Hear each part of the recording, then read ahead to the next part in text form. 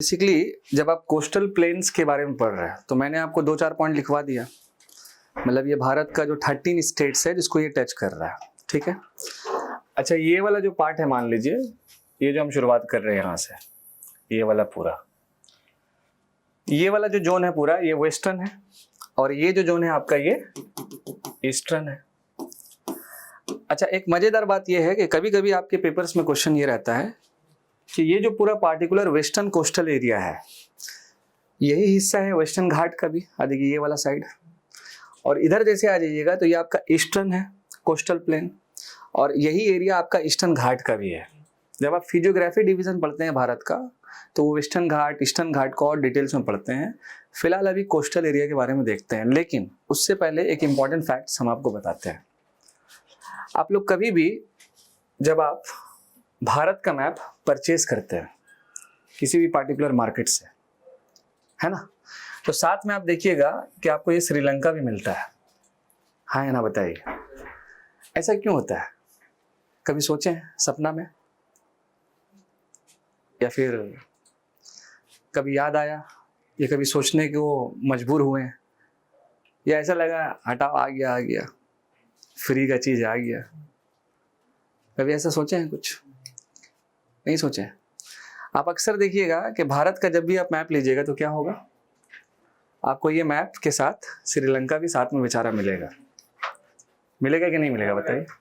अच्छा, आप लोग बचपन से हो सकता है 6ठा-7वां क्लास में होंगे तो ये भी चीज आप पढ़ते होंगे कि भारत और श्रीलंका के बीच में एक स्ट्रेट है। स्ट्रेट का मतलब दो लैंड मासेस को एक वाटर बॉडी जो है वो उससे कनेक्ट कर रहा है या सेपरेट कर रहा है, और इस स्ट्रेट का नाम है पाल्क स्ट्रेट। सुने हैं ना आप लोग? नहीं सुने हैं? ये पाल्क स्ट्रेट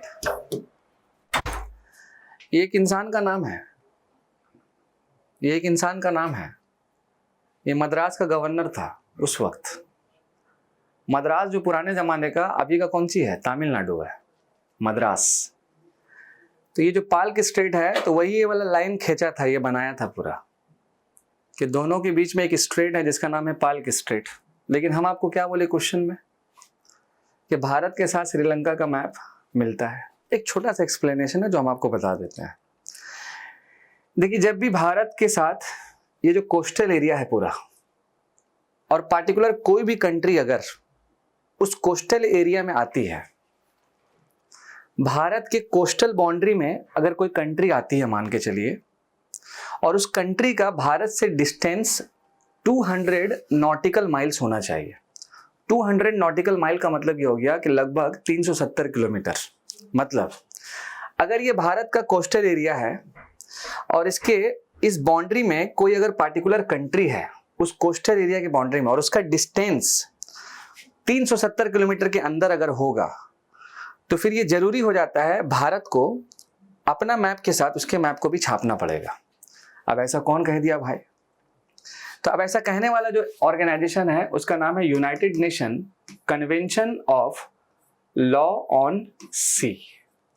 ये एक ऑर्गेनाइजेशन है यूनाइटेड नेशन का, जो मेरी टाइम जो जोन्स होता है, मेरी टाइम जो बाउंड्री होता है, तो उसके रिगार्डिंग ये रूल्स एंड रेगुलेशन बनाता है।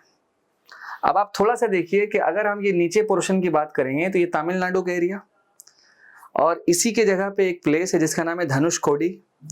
वहां से श्रीलंका का जो डिस्टेंस पड़ता है मात्र 18 किलोमीटर का डिस्टेंस है।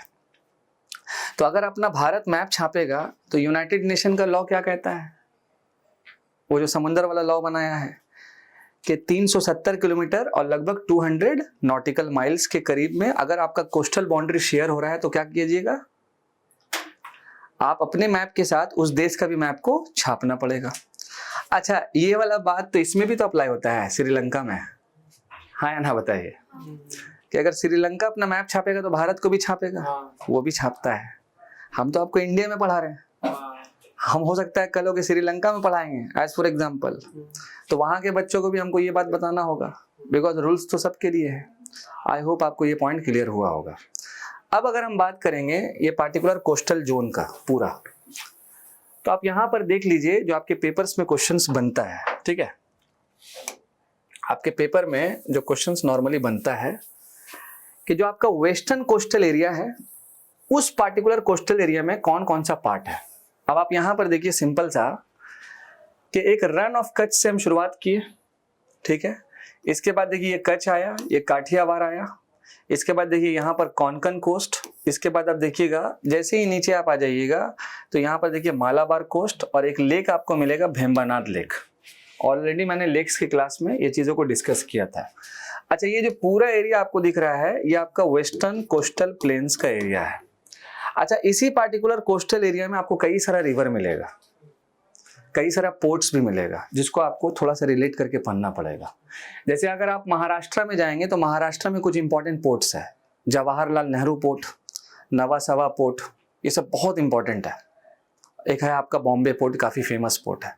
गुजरात जाइएगा तो वहाँ पर भी सेम कहानी, यानी कि जो स्टेट कोस्टल बाउंड्री पे है वहाँ पर पोर्ट आपको मिलेगा ही मिलेगा। या तो वो पोर्ट नेचुरल होगा या हो सकता है आर्टिफिशियल होगा, मतलब मैन मेड होगा, और वहाँ से कुछ ना कुछ सामान उस किसी दूसरे कंट्री में सप्लाई होता होगा। तो अगर आप वेस्टर्न कोस्टल प्लेन पढ़ रहे हैं तो इस एरिया से जो सामान सप्लाई होगा ये सब वेस्ट कंट्री की तरफ सप्लाई होगा। तभी तो अभी G20 का मीटिंग हुआ था 2023 में, तो एक कॉरिडोर बना आईमैक के नाम से, India middle east Europe economic corridor. वो कॉरिडोर का शुरुआत कहाँ से होगा? वो आपका मुंबई महाराष्ट्र से होगा। और वो कहाँ जाएगा? वो UAE सऊदी होते हुए जाएगा। कहाँ तक जाएगा? इजराइल होते हुए यूरोप चल जाएगा। तो अगर ये क्षेत्र है तो ये क्षेत्र कवर किसको कर रहा है? वेस्ट को कवर कर रहा है। और अगर आप मान लीजिए कि ये वाला पार्टिकुलर क्षेत्र है, ये वाला है ईस्ट वाला, तो इसमें भी अलग अलग प्लेसेस है ना। बट इसका शुरुआत कहाँ से है? देखिए तमिलनाडु, इसके बाद ऊपर उठेगा तो क्या आ जाएगा? आंध्र प्रदेश, है ना। उसके बाद आपका उड़ीसा, उसके बाद फिर आपका बंगाल, ये सारा क्षेत्र आ जाएगा। तो अब देखिए यहाँ पर एक चीज देखिएगा, उत्कल कोस्ट, ठीक है, उत्कल कोस्ट। इसी के साथ साथ आप देखिएगा उत्कल कोस्ट के बाद चिल्का लेक, नेक्स्ट आ जाइएगा आप आंध्रा कोस्ट, इसके बाद आप देखिएगा पुलिकत लेक, इसके बाद देखिएगा कोरोमंडल कोस्ट। ये पूरा पार्टिकुलर जो क्षेत्र है वो ये ईस्ट पोजीशन का है। काफ़ी बार क्वेश्चन पेयरिंग वाइज बनाता है, बोल देगा कि कोरोमंडल जो कोस्ट है वो ईस्ट का पार्ट है या वेस्ट का पार्ट है। तो आप इस मैप के माध्यम से आपको क्लियर हो जाएगा पेयरिंग वाइज क्वेश्चंस में। ये जो पार्टिकुलर कोस्टल एरिया है ये टोटल 13 स्टेट को कवर कर रहा है, 13 स्टेट को।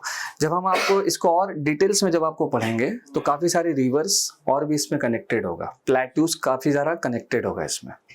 अच्छा, साथ साथ मैंने एक चीज़ और आपको बताया कि ये जो कोस्टल बाउंड्री है ये कितना किलोमीटर है आपका? 7516.6 किलोमीटर है लॉन्ग, ये रिमेंबर रखिएगा। काफ़ी बार एग्जाम में जो क्वेश्चन बनता है ना तो वो आपका स्टेटमेंट वाइज जो क्वेश्चन बनता है।